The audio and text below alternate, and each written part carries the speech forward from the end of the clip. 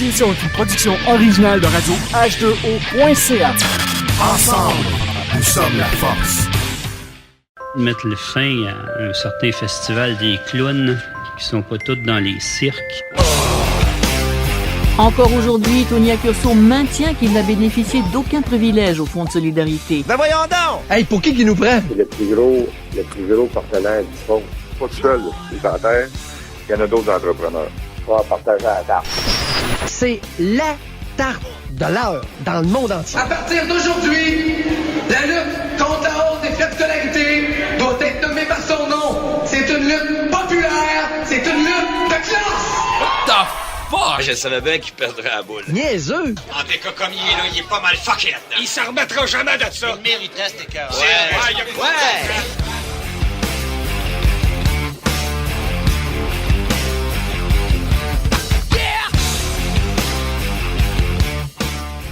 Et de retour sur En direct de nulle part. Et oui, on est de retour et on s'en va rejoindre au bout du fil quelqu'un qui a décidé de faire une conférence de presse cette semaine. Ken était avec moi, on est allé rencontrer pour son point de presse. C'est Lino Zambito. Bien évidemment, il n'y a pas besoin de présentation. Il est venu à quelques reprises à l'émission. Comment ça va, Lino? Ça va super bien, vous? Ben oui, ça va bien. Ken est avec moi également. Lino, t'as sorti cette semaine, tu nous as fait un point de presse dimanche dernier concernant ton association avec l'UPAC. On va te laisser tout d'abord expliquer quel était le but de ta conférence de presse, de ton point de presse. Le but premier, c'était de remettre les pendules à l'heure parce que jeudi passé, on a dévoilé les affidavits sont à l'appui, les prétentions du PAC pour dans le dossier des fuites médiatiques, puis on a vu que mon nom est sorti comme je devenais suspect. Ouais. J'ai trouvé ça très désolant qu'après 4-5 ans de collaboration avec eux pour faire avancer les enquêtes et tout ça, je deviens suspect pour eux. Donc, j'ai vu une collision frontale avec l'UPAC. Fait que pour moi, c'est important de sortir dimanche passé puis de mettre les pendules à l'heure, donner mon opinion, mes faits à moi, mon vécu et tout ça pour que le monde sache ma version de l'histoire aussi. Fait que là, en gros, ce qu'on semble te reprocher, c'est qu'on dit que les fameuses fuites vers les médias, tu pourrais être une de ces sources-là, des personnes qui auraient donné de l'information privilégiée aux médias. C'est un peu ça, là. Ben, c'est qu'est-ce qu'eux prétendent, mais ouais. Comme moi, je m'ai jamais caché, là, comme Ken non plus. On rencontre beaucoup de médias, on leur parle, on essaie de faire avancer la cause des lanceurs d'alerte. Exact. Puis je pense que, puis on a un peu une opinion critique. Quand ça va pas bien à l'UPAC ou ça va pas bien à quelque part, on le dit, on se cache pas. Fait que ça, je pense qu'il y a bien des hauts placés dans l'UPAC qui aiment pas ça, ma façon de faire. Puis ils ont tenté de trouver une façon de nous museler, mais moi, écoute, ça changera pas que je vais intervenir aux besoins des médias et donner mon avis quand le besoin, je le sens. Lino, salut. Oui, salut Ken. Écoute, moi, la petite partie que ça m'a touché un peu, c'est le volet des journalistes qui touche le sonneur d'alerte, tu sais, ou le gars qui a dénoncé, comme toi, qui a mis ta réputation en jeu. Tu sais très bien que la communauté italienne que tu viens, tu as fait des gros efforts de dénoncer. Et souvent, dans la communauté italienne, dénoncement, c'est comme délateur. Ils ont comme un... T'as mis beaucoup en jeu. Ta réputation, ton père, le nom de ton père. Quand je vois les journalistes, certains journalistes prendre... une liberté de te discréditer, moi je trouve ça encore plus pire que peut-être certains gestes qui ont été faits par la police, qui d'une certaine forme, eux autres, qu'est-ce qu'ils veulent, c'est un peu de te discréditer parce que pour X raisons, je ne sais pas pourquoi, mais les journalistes, ils n'ont pas à faire ça parce que ils vivent du sonneur d'alerte. C'est ça. Sans eux, sans le sonneur d'alerte, 80% de leurs histoires sortent pas. Tu sais, ils ont besoin du gars qui va... Et comme toi, tu avais toutes les informations, c'est du gravy pour eux. Là. T'as pas juste une parole, t'as des papiers, t'as des faits, t'as les événements, t'as les dates. Et moi, j'ai trouvé ça vraiment cheap de certains journalistes à essayer de te discréditer. Ben, tu sais, le problème, Ken, qu'on vit, là, c'est que ces gens-là, il y a beaucoup de commentateurs politiques aussi qu'on voit. Ces gens-là sont à la recherche de codes d'écoute. Donc, à partir de là, je suis pas sûr que souvent, là, ils donnent une opinion honnête à la population. Ils vont donner plus une opinion pour aller chercher des codes d'écoute. Faire un show. Provoquer, tout ça. Puis, moi, qu'est-ce qui est important de souligner dans tout ça, là, c'est que moi, je pense que lundi passé, le juge dans les requêtes du procès Normando, quand il a refusé de mettre les journalistes comme témoins pour qu'ils dévoilent leurs sources, chose qui est correcte parce qu'il y a une loi fédérale et il y a déjà eu un jugement qui disait que les journalistes ont le droit à leurs sources. Je pense que le juge est venu sauver, je vais le dire en bon québécois, le derrière à la Lafrenière, parce que c'est sûr... À l'échelle des enquêteurs, c'est sûr. Les journalistes, j'en connais qui reçoivent de l'information directement de Lafrenière, qui vont donner de l'information pour la coulée des médias. Donc, c'est une façon hypocrite de leur part de critiquer quelqu'un parce qu'on tente de me discréditer puis dire que moi, possiblement, j'en ai coulé quand eux le reçoivent de la haute direction du PAC. Je te donne juste l'exemple de l'arrestation de Mme Normando. Ça faisait 1 an et demi que je l'ai mis dans mon livre partout, que c'était une stratégie de Lafrenière pour se faire renouveler son mandat, mettre les libéraux à genoux. Il y a un enquêteur il y a 2 semaines dans le dossier Normando qui est venu le déposer, qu'il s'était fait demander, fallait précipiter, fallait faire les arrestations plus vite, puis fallait que ça tombe le jour du budget. Donc, tu sais, quand on parle, je pense pas qu'on parle à travers notre chapeau. Non. Des fois, on peut se faire emporter un peu parce qu'on vient émotionnel, parce que c'est pas facile tout le temps de se battre contre une machine, là, qui est le gouvernement et la police.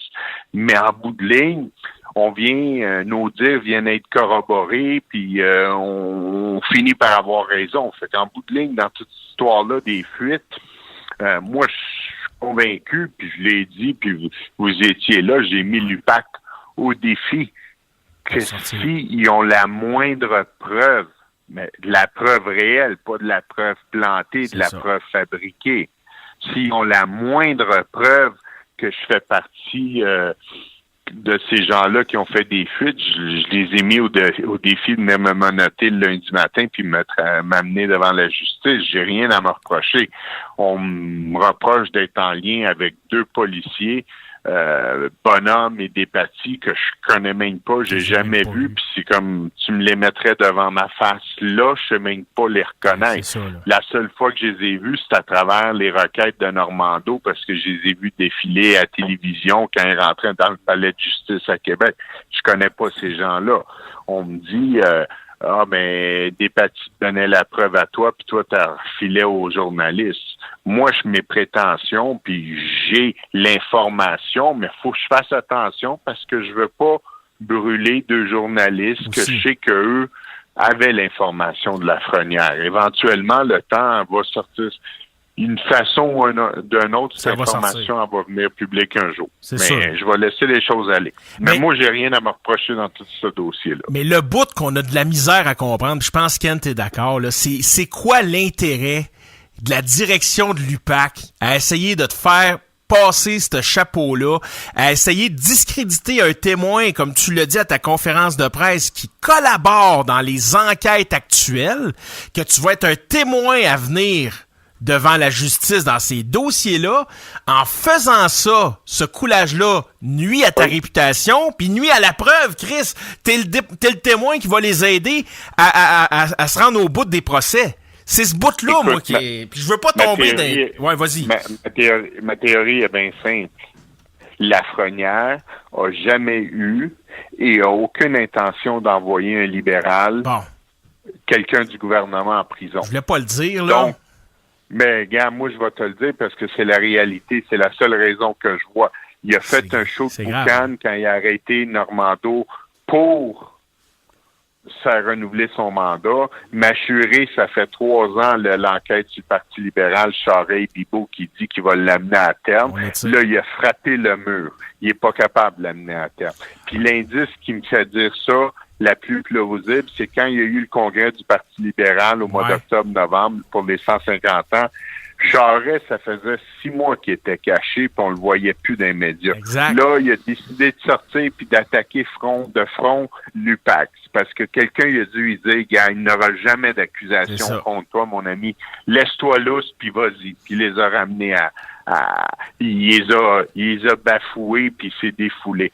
Fait que, tu sais, moi, là, ma théorie est peut-être encore farfelue. Le monde dit, il y a bien des commentateurs qui m'ont dit, voyons donc, tu sors d'où, tu vois des... Non, la vérité, c'est ça, parce que faut tout le temps ramener la filière. Puis ça a très bien sorti hier encore. Pascal Bérubé a fait un discours impeccable à l'Assemblée nationale. La filière, Dupuis, Moreau, Lafrenière, c'est la vieille gamique des libéraux qu'on a besoin de sortir de là si jamais on pense faire le ménage un jour dans tout ce dossier-là. Mais Lino, je vais ajouter quelque chose. Je me souviens, moi puis toi, quand on est allé à Québec, tu sais, Lafrenière, c'est un homme assez articulé puis assez intelligent, puis il connaît la game au bout. Il s'est quand même, je pense que c'est à cause de toi. Et tu sais, que je t'ai suivi aussi, mais je pense que c'est plus à cause de toi. Mais il s'est commis. Tu sais, tu te souviens-tu qu'est-ce qu'il a dit? Et ce serait important que tu le dises pour que tout le monde sache qu'est-ce qu'il a dit, parce que il y avait... Oui, vas-y. Non, vas-y.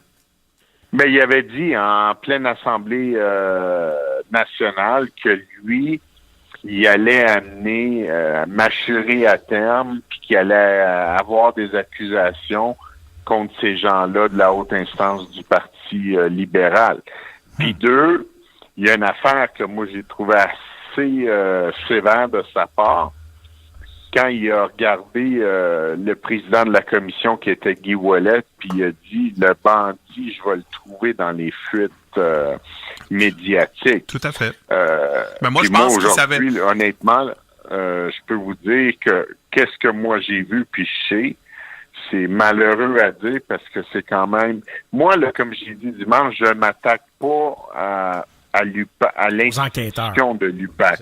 Moi, je m'attaque à la haute direction de l'UPAC. Il y a un ménage. L'UPAC, l'institution, c'est bon qu'elle soit là, elle doit être là. On doit faire le ménage, puis on doit y donner les outils pour qu'elle marche comme il faut, cette UPAC-là. Mais moi, dans le moment, de la façon qu'il gère, c'est pas vrai que quand le commissaire décide que lui, il fait des fuites, puis que lui, il envoie des dossiers aux journalistes, c'est correct, puis là, il fait une chasse aux sorcières. Moi, à ce moment-ci, là, le bandit, c'est lui qui est à la tête de l'UPAC, puis il doit partir, puis le gouvernement peut plus s'entêter. Mais là, tout ce qu'on assiste actuellement, autant les accusations qui ont l'air de pointer sur toi pour les fuites, tout ça, c'est carrément du sabotage, là. C'est carrément ça, là. C'est ça, là. Je suis d'accord avec toi, mais gars, qu'est-ce que tu veux? C'est grave, là. Le problème, là, tu sais, c'est quoi? Il va tout le temps avoir des imbéciles qui vont l'appuyer puis sont pas capables de s'arrêter 2 minutes puis dire c'est pas illogique ce qui se passe, là, puis ils comprennent pas la game. Il y a du monde qui vont tout le temps... tu sais, le lobbying libéraux, là, il est très fort. On le voit sur Twitter. Quand ils décident de partir la machine, là, ils vont démolir tout ce qui est contre eux. Ils vont essayer de tout démolir. Mais quand même, il y a du monde qui réfléchissent, qui ont une raison, puis qui voient les vraies choses. Moi, je me rends compte que la population aime les sonneurs d'alerte. Ben oui. Parce qu'on dit la vérité. Mais l'UPAC, on les dérange. Puis beaucoup de journalistes n'aiment pas ça. Ben oui, parce qu'ils trouvent qu'on nous donne trop de le journaliste, qu'est-ce qu'il veut? C'est il nous adore, mais il veut qu'on reste anonyme. C'est ça. Pour que lui, il sorte l'histoire. C'est lui qui devienne l'histoire. Ben j'en connais plein, moi. Ouais, mais là, vous prenez le plancher, puis c'est tout très bien comme ça, parce qu'il n'y a pas de filtre entre vous autres puis la nouvelle. Parce qu'à un moment donné, c'était ça, là. Vous parlez, puis le journaliste, il donne ce qu'il veut de la nouvelle. Là, c'est plus ça, là. Vous sortez des médias comme tu as fait la semaine passée, Ken, puis avec Lino, vous sortez, puis vous allez directement devant la population, puis vous dites la vraie histoire. Puis de plus en plus avec les médias sociaux, des shows comme à soir, il n'y a plus rien qu'il y a entre le monde puis la nouvelle. Puis ça va être ça, puis il va falloir qu'ils s'habituent avec ça, ça va être ça dans le futur. Les autres sont en train de mourir, là. Ça. Ils savent en maudit qu'ils sont en train de mourir. Fait que prenez-les. Je pense qu'il y a des nouvelles alternatives de médias, puis je vais dire juste un commentaire là-dessus. Yeah. Tu sais, lundi matin, ma conférence, j'étais partout. Tous les journaux, on a fait tous les journaux, on était à RDI, on était à LCN, on était partout, on était chez vous, on était partout. Yeah. Le seul qui n'a pas parlé de rien de qu'est-ce que j'ai fait, c'est l'émission à Cogeco d'Arcan. Pas un mot, je pense qu'ils ont parlé, un demi-mot de qu'est-ce qui s'était passé là. Mais c'est dommage pour lui. C'est pas normal. C'est dommage pour lui. C'est gênant. C'est dommage pour la population parce que un journaliste doit donner l'heure juste. Il doit rapporter la nouvelle de ce qui se passe. Puis c'est aux citoyens de décider si c'est bon ou c'est pas bon. Ou comme quand tu as un show de même, tu dois rapporter la nouvelle et mettre tes commentaires si tu veux. Mais quand on censure complètement, je comprends l'historique qu'on a avec Cogeco puis l'histoire de Dutrisac. Voilà. Mais je vais aller plus loin. J'ai rencontré Benoît il y a 10 jours. Puis ça, là, c'est une primeur que je vous annonce, là. Benoît, quand il a été congédié, Benoît Dutrisac, il s'est fait appeler par quelqu'un du gouvernement le matin même. Mm-hmm. Lui, il était pas au courant encore. Puis il s'est fait dire, il va y avoir une grosse nouvelle aujourd'hui à votre station. Fait que Benoît, il demande, c'est quoi la nouvelle? Il dit, tu verras. Il dit, à 4 heures, je me fais appeler dans le bureau de mon boss, puis je me fais dire que je suis congédié. C'est hallucinant. C'est-tu normal que le gouvernement est au courant avant que moi je le suis, que je vais être congédié? Les dés sont pipés, man. C'est le gouvernement qui a dicté la décision de la Cogeco. C'est hallucinant, cette histoire-là, man. C'est incroyable. C'est incroyable. Ce gars-là, aujourd'hui, est rendu ministre. Ouais. Un ministère où il n'y a pas de meubles et il n'y a rien. Non. Fait que, tu sais, à un moment donné, là, faut pas prendre le monde pour des imbéciles non plus. T'as pas l'impression, Lino, par exemple, que tout ça, là, cette mécanique-là pour t'écœurer puis d'essayer de te pointer, c'est pas un message qui t'envoie pour dire arrête donc justement de faire du bruit puis de collaborer avec le monde qui veut en savoir plus. T'as-tu ce feeling-là qu'un moment donné, qu'à force de t'acharner, puis c'est tout à ton honneur parce que tu continues, puis une chance que du monde comme toi, Ken, ça t'a-tu passé dans la tête que c'est ça qu'ils veulent, de t'écœurer puis que t'arrêtes tout? Le message, il est clair, mais sauf que moi, ça marchera pas, là. Tu sais, t'as du monde que ils vont s'écraser, puis ils vont avoir peur. Moi, ça me fait juste me donner plus de carburant. Excellent. Ils m'allument plus en faisant ça. Ils me mettent au défi parce que dans tout ça, là, si j'aurais le minimum de choses à me reprocher là, dans l'affaire des fuites, là, je serais allé en conférence de presse. J'aurais pas fait de conférence de presse. 2, si je m'aurais acharné à en faire une, j'aurais eu mon avocat à côté de moi qui m'aurait dit tu parles pas de ci, tu parles pas de ça. Puis, tu sais, le reste, j'ai répondu à toutes les questions des médias. Puis je m'ai jamais caché. Quand quelqu'un m'appelle, c'est ça que j'ai dit aux médias. Moi, c'est ça qui me pue un peu au nez, c'est que certains commentateurs, ils ont la critique facile, mais, tu sais, Pereira, moi, on s'est jamais caché. Chaque fois qu'ils ont voulu une entrevue, on était là, on a fait face à la musique. On a répondu pas les avocats avant. Du mieux qu'on pouvait. Puis, à un moment donné, vient le temps que, comme aujourd'hui, il y a des médias qu'on sait que tu vas pas là parce que ça donne plus rien. Là. Ils ont déjà leur idée puis sont juste un peu à vouloir te détruire. Je prends l'exemple, lundi soir, j'étais allé à Denis Lévesque. Ouais. Il m'a jamais laissé le temps de parler. Il était en mission de me démolir. Fait qu'à un moment donné, moi, j'ai placé qu'est-ce que j'avais à placer puis je laissais faire son show. Puis quand on a fini l'entrevue, il me dit « Ah, c'était excellent, c'était excellent. » Fait que lui, il était bien content, mais en bout de ligne, il y a beaucoup de monde qui l'ont critiqué en disant que ça... C'est un monologue. Qui me laisse le minimum de réponse. Ben, il me semble. Alors, regarde, moi, je vais juste finir par mon bord, juste à dire quelque chose, c'est que l'ironie du sort, c'est que UPAC a été créé parce que les journalistes ont fait tellement de pression sur le gouvernement qu'on a fait une commission, et la commission a fait en sorte que UPAC a été créé. Mais la commission n'aurait jamais commencé, n'aurait jamais parti si c'était pas pour les sonneurs d'alerte. Ça donne une certaine forme. UPAC a été créé à cause des sonneurs d'alerte, puis UPAC essaie de détruire ceux qui donnent l'information. Ça, tu vois quelle sorte de personne que ce gars-là, c'est qu'il mord celui qui lui donne la bouffe, parce que Lafrenière, peut-être qu'il aurait eu une job ailleurs, mais il n'aurait jamais été à la tête de UPAC si c'était pas des gars comme toi. You don't know the power of the dark side.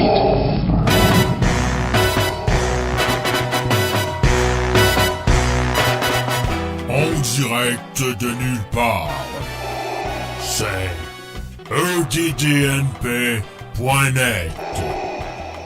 Vendredi, 20h. Nous sommes en direct de nulle part sur Twitter /EDDNP. Live le vendredi 20h. OK, c'est bon, carré. Merci, T-Dart, merci. OK, c'est beau, merci, on en a assez, T-Dart, c'est beau. Très bien. Je me retire dans ma loge noire.